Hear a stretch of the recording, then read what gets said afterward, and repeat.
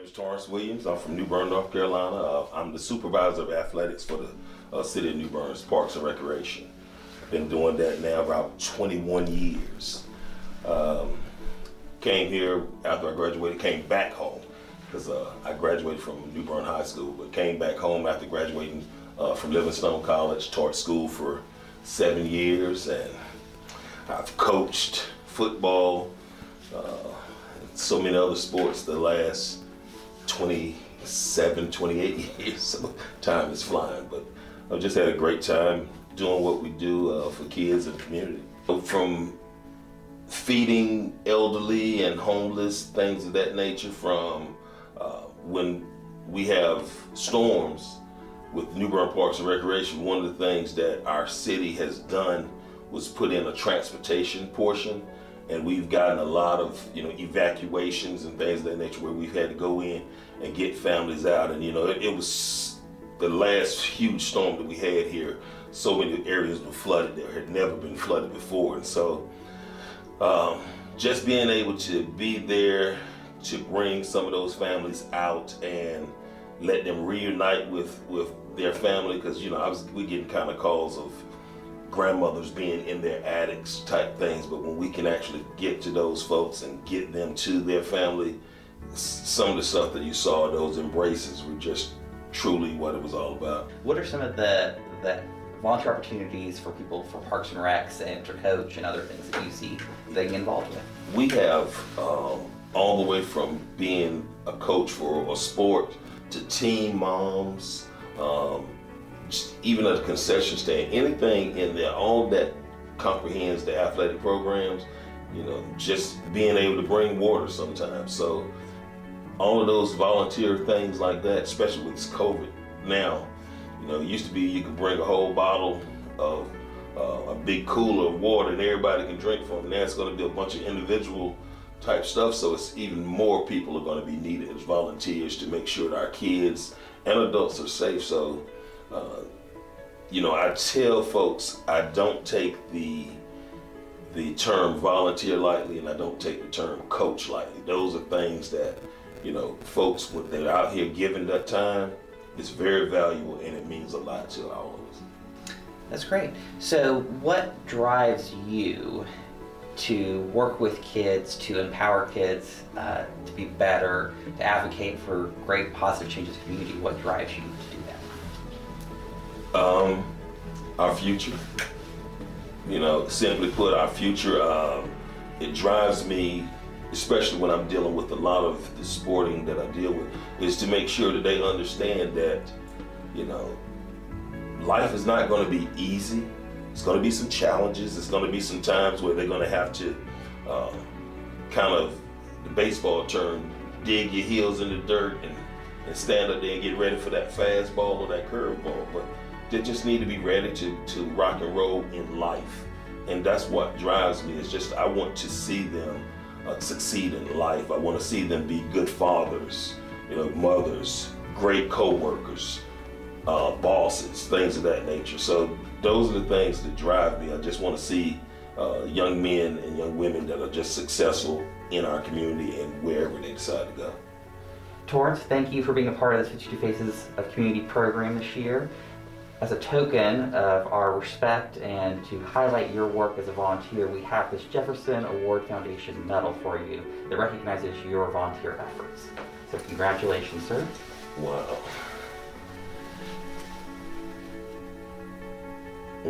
See, y'all try to wear this with honor. Thank you very much. I was not expecting. But I like I said, it's not about tokens and things of that nature. It's about our community and making sure that we're good. So I thank you guys, and thanks for everything that the Sun Journal has been doing to bring this community together and acknowledge folks who literally just care about each other. So thank you.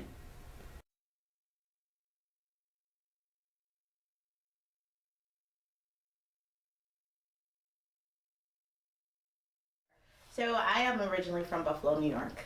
I was there until I was 18 and then joined the Marine Corps. While there, I did a lot of work with my family and canvassing, and they're involved in politics. So from there, of course, I wanted to serve, especially after seeing 9/11. That's when I made my pledge to serve our country, and Cherry Point was my first duty station. So my son was born here, I got married in Havelock, and I knew that this was a good place to raise a family. So thus began my community service here. So talk to me about young urban professionals, kind of how it got started, the idea, what you're working on, how can people get involved? Give us all the good stuff about YEP. Sure. So YEP was created out of a need to have a lane for young entrepreneurs that were diverse, which has a board that consists of young entrepreneurs, budding entrepreneurs between the ages of around 18 to 45 who may need the extra push to be seen or to get that information that they need. And that's really what it is. It's out of a need, because again, we prefer to stand in the gap. We don't like recreating the wheel. So if there are things out there, we usually try to go out and understand those opportunities first. But we have crafted this nonprofit in a way that it is unique to minority, Black and brown and women entrepreneurs. And it's working out pretty good. That's great. So Juneteenth. Yes. Talking about Juneteenth, talk to me about a little bit of the history, where it's going, your involvement, and kind of the plans looking forward. Sure. So Juneteenth gets everybody involved. It's intergenerational. So in looking for ways to really get the community involved, it just made sense to be able to celebrate this amazing historical moment for everyone. So we started Juneteenth, and we didn't want it to be one organization. Like, that's always been our biggest thing. It's not just one of us. It's about the beautiful quilt of experiences and talents that come together to make this beautiful picture. So we always said it was powered by Project Restore, which is the movement, which is the heart for service. But it really is all of New Bern. It belongs to New Bern, so we named it Juneteenth of New Bern. That was a major focal point for us in getting everyone together, because who could stand behind the principle of empowering people through freedom? Because that's what we do every day in the community. So 2017, we began organizing and planning and finding the organizations that would be involved. And in 2018, we had our first couple Juneteenth events. And it's steadily grown ever since. It was amazing how the community responded. Everyone came together, every age, every gender, every sexual orientation. It was great, and that let me know that, again, we were on the right path. So we will continue to go forward, create a Juneteenth Council, and hopefully make it a go-to destination event for New Bern. So we've talked a lot about a lot of good stuff. Okay.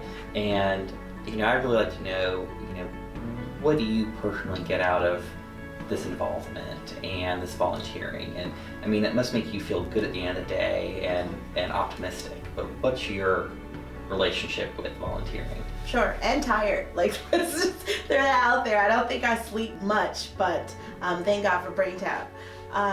What do I get out of it? My children. And that's ultimately what helps me sleep at night. I feel like that is the ultimate mission accomplishment, is to make sure that, again, when I leave, not only is this world better than I found it, but it's a better world that I can hand over to my children. Talina, thank you for being a part of Future Faces of Community. Your volunteerism and activities in this community have made us all better. And as a token of that, we give you this Jefferson Award Foundation Medal for volunteerism. Congratulations. Thank you so much. You just really made my week. I appreciate you so much. Thank you.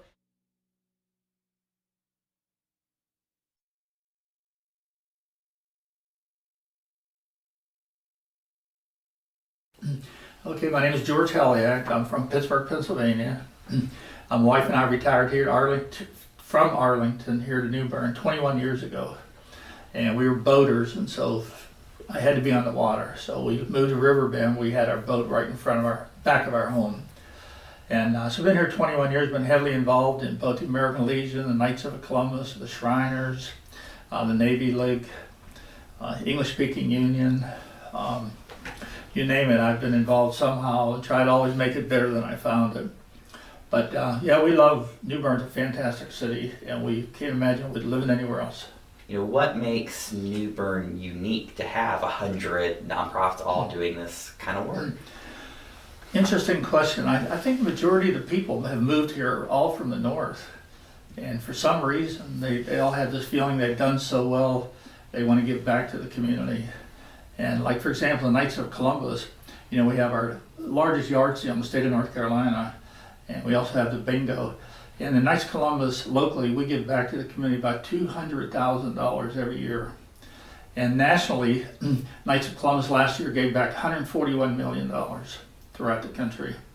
So if I'm new to New Bern, I just relocated from somewhere else, I've retired, how should I get involved? How do I find the right fit for me?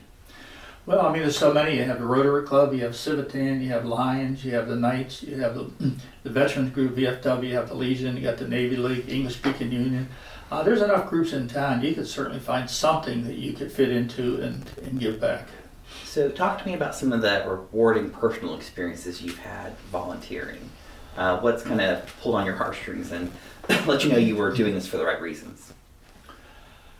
Well, it's always, for example, in the yard sale, we get people in a lot of times from the Interfaith Refugee Ministry, people that are brought in, and to them a used couch, for us it's sort of a cast off. Someone gets a new couch, for them it's a big deal, and to see their eyes light up and to take home that couch for a lot less money than they pay otherwise. And then we deliver a lot of stuff to Interfaith Refugee, or when we had Florence, the flood, we had people who had nothing. You know, they'd just bring in a truck and would say, pick out anything you want. And they'd go through our building and we'd load it all up in the truck and away they'd go. So yeah, it's a good feeling to help people out like that. So it sounds like a lot of the events you're talking about are geared towards raising revenue and funds. Yeah. So, you know, why are those funds so important to these organizations? Well, for example, St. Paul's Church, they have, or the Knights Brother, I guess, they have something called the Lamb, Least Among My Brethren, and it's for like Howe's Home in Riverbend, people who are like disabled or they have some disabilities. They just can't get enough funding for TV sets and games and things. So we stand, Walmart's kind enough to let us stand out there. We'll give out Tootsie Rolls, and we collect, I'd say in the course of a year, close to $40,000, and we give it all to those communities to help those kind of less fortunate people. So it's not always just all work. I mean, you always got your hand out. It seems like it, but I'm amazed how charitable the people here in New Bern are. They're so willing to help. So it's a great environment to be asking for in here. So what are some of the opportunities you see that we have at New Bern to expand our volunteerism, to do it better? You know, you've lived other places. How do we compare to others, and what are some opportunities you have? Well, I think the small size of New Bern allows a lot more interaction with all the little local charities.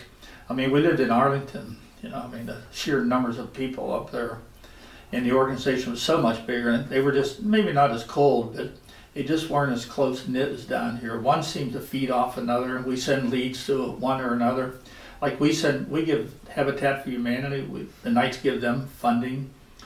We give clothing and stuff to the Salvation Army, and so, yeah, we're all sort of washing each other's hands to help everybody.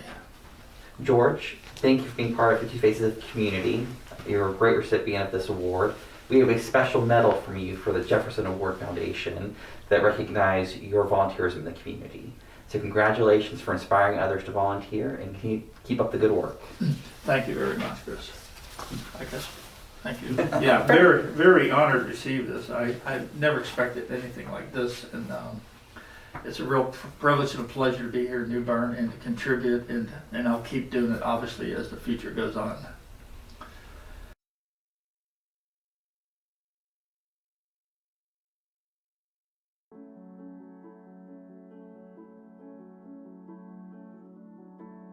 I am Antoinette Bosky-Chadwick, and I am the Neighborhood Revitalization Director at Habitat for Humanity. Before that, I was the supervisor for Guardian Ad Litem here.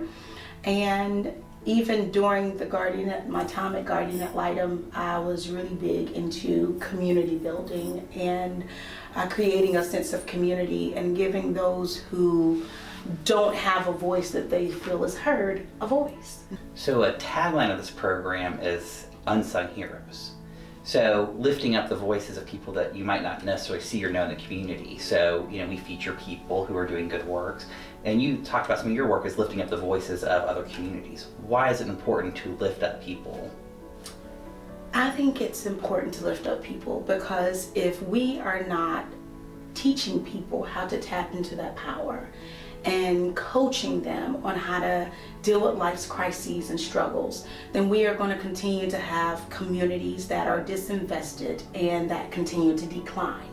When we go in with the mindset of, I've got this resource, I'm going to help you, this is what I'm going to give you, but we've never had a conversation with them, then how can we guarantee those resources are what they really need?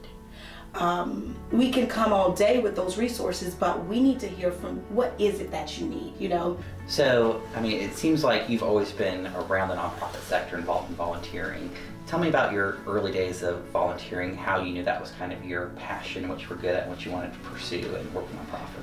Oh man, you've met my mom. She taught us that the world is more than just you. That what's more impactful is how you are able to be a positive push in the world.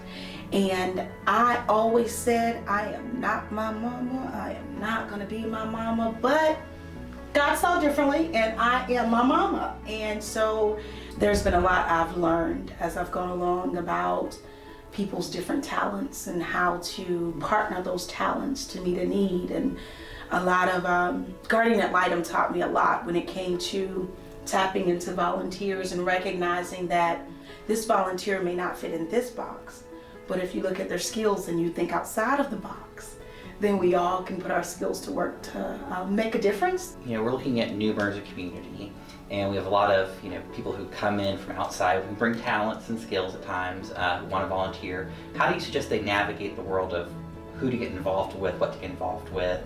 I would strongly suggest that they know what's dear to their heart. Know what really speaks to your heart if you're going to volunteer, because it's kind of like a job. If you like it, it's not really a job. If you like it, you're going to give more.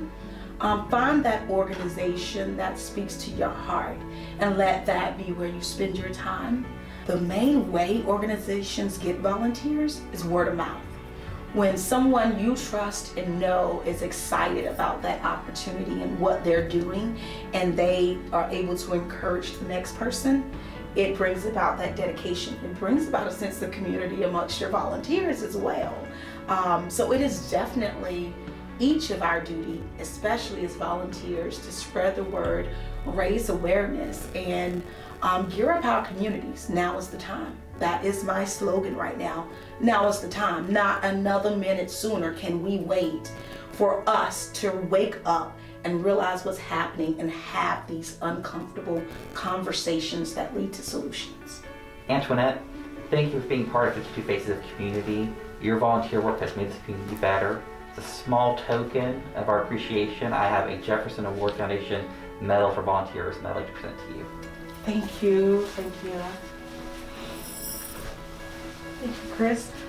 This is an honor. This was completely unexpected, and I pray that my story encourages others to give of their time and put community first. Let's get out of individualism and get into a collective society that helps each other.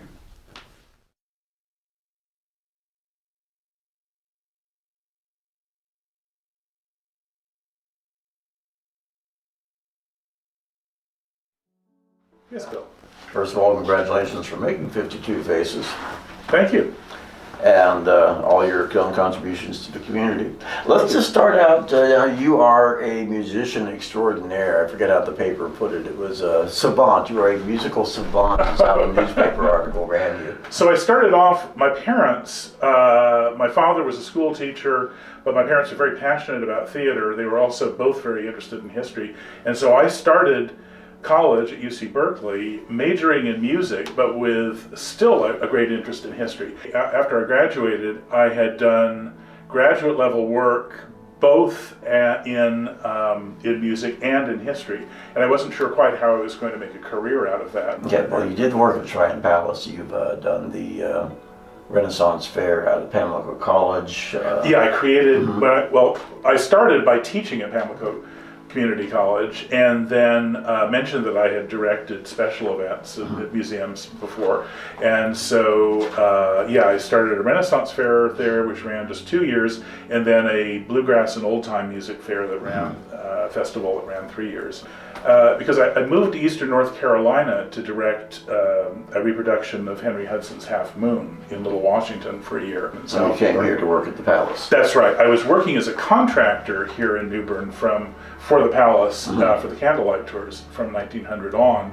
And then in 1998, I was hired primarily to create a character interpretation program, with which you're well familiar.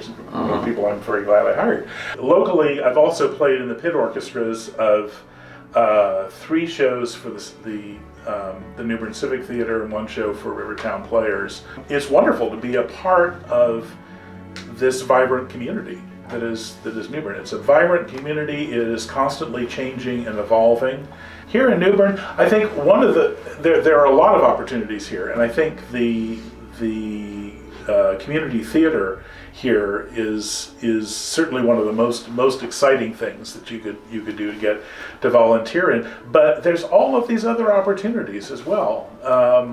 So taking what you do, whatever it is that you have a passion for, and doing it as much as you can and as well as you can is something I would advise anyone, and often advise my students. Whatever it is, if you have a passion for it, do it a lot, and do it as well as you can. Simon? Yes. Congratulations on being part of the Two Faces of Community this year. As part of this recognition, we'd like to give you this Jefferson Award for volunteerism for the great services you do to the community of New Bern. Thank you very much. Congratulations. Thank you. I think I'll wear it when I pick up my daughter from school. She'll Daddy, what'd you do? Thank you very, very much. It's a real honor.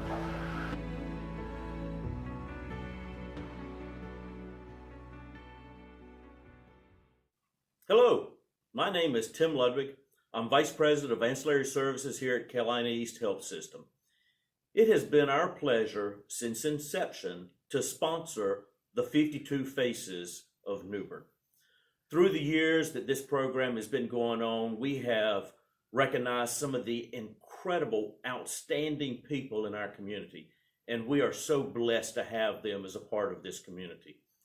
Some of the people that have been recognized, we all know. We see them, they're front and center, and then there are some people that we have seen that we may not recognize, and we read their stories and we think about the incredible work that they're doing in this community day in and day out, many times without notice or recognition. You know, I'm reminded of the fact that there are all kinds of leaders in a community.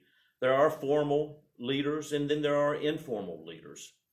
And some of the people that have been recognized that I would call as informal leaders, they go about their business making our community better every day. I was reminded of a story that I heard one time about some informal leaders and people that work behind the scenes, and it seems like that their work is so effortless. And I'm reminded of a swan or a duck that you see gliding along the water, and they look so serene and so peaceful, making their way around. What you don't see is the incredible amount of work that's going on under the water in order to make that happen. And so many of the people that we have recognized since the inception of this campaign are those people. This community would not be what it is if those people were not out there working every day. Outstanding, incredible people who give so generously of their self. And again, New Bern and Craven County is a much better place because of them. So today we recognize them. We thank them for what they have done, and we want them to be a light to shine to this community for others to see and to emulate what they do. So congratulations to all of those winners. Thank you for what you do, and we certainly hope that you continue to work for the betterment of this community. Thank you.